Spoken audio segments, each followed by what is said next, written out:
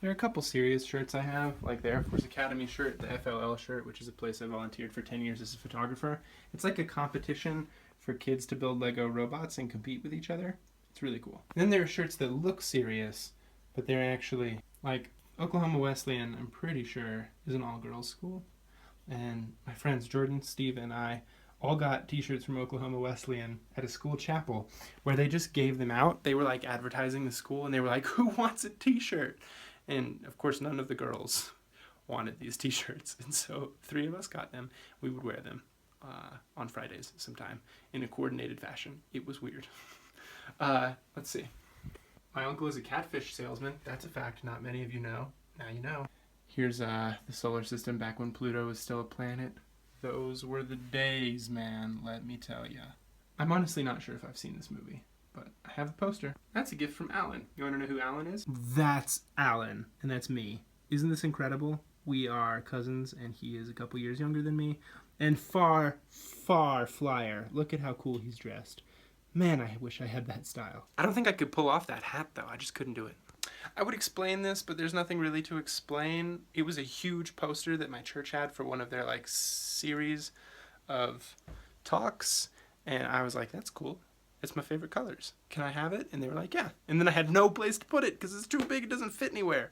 So that's the only wall it would fit on, and here we are, years later, still with it on the wall. The other side just has a 1 on it, which doesn't make any more sense, so I leave it on that side because it's kind of funny. I feel like I said that exact same thing at the beginning of the year, like maybe video 2. Worth saying again? Sure. Much like this Dora the Explorer balloon. Oh, and this is a ton of t-shirts from New Life, where I went to a whole bunch of youth camps and grew up as a, like, basically fundamentalist evangelical Christian. So it's a thing that I was once really into and a part of, and it is fascinating to have been from that part of United States culture and then no longer a part of that really in any active way after art school. Seeing both sides of the curtain there has been a wild time for my life personally. And being back in Colorado Springs, evangelical capital of the world, is another strange time that I'm having. I'm always just like flabbergasted thinking about how diverse the viewpoints of people who live in the US are. It's really quite crazy. Living in China for a while, they don't have nearly the diversity issues we do. And the reason we have diversity issues is because we're one of the most diverse countries in the world.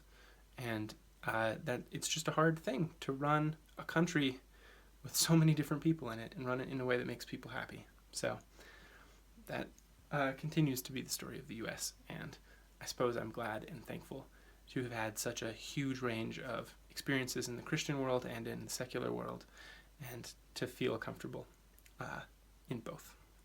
But the real point of this video is the nerdy geek shirts. So that's a shirt for science fair that I wasn't in, and that's a shirt that is just the word geek, which I think pretty much sums it up. Then here is a t-shirt for a dev camp. Here's a t-shirt for the same dev camp a year later. I really like that t-shirt. I still wear it. I got 2 of them. And then, so I put 1 on the wall. And then that one only makes sense for people who understand that binary is 1s and 0s and that 10 actually means 2. And then this is a pi shirt that has, no kidding, all the actual digits of pi. I am actually kidding. You can't put all the digits of pi in a t-shirt. Pi never ends. Then here's a blue screen of death that's like possibly the nerdiest thing I own that actually just says Sugar Crash. I was like incredibly nerdy in high school, and thankfully I got over that and I don't do nerdy things anymore, like buy battle axes at Walmart a couple weeks ago. I would never. And we're not going to talk about this Egyptian Hobbes from Calvin and Hobbes. We're just not going to talk about that. That wraps up this video. Thank you for watching. This was a weird one. Got through the weirder t-shirts. I think I'm going to wrap up the t-shirt series. We're about out of t-shirts to explain. I think I've explained myself to you enough. You get it. Be well. I'll see you in the next video. I can't believe I still have more t-shirts I need to put up.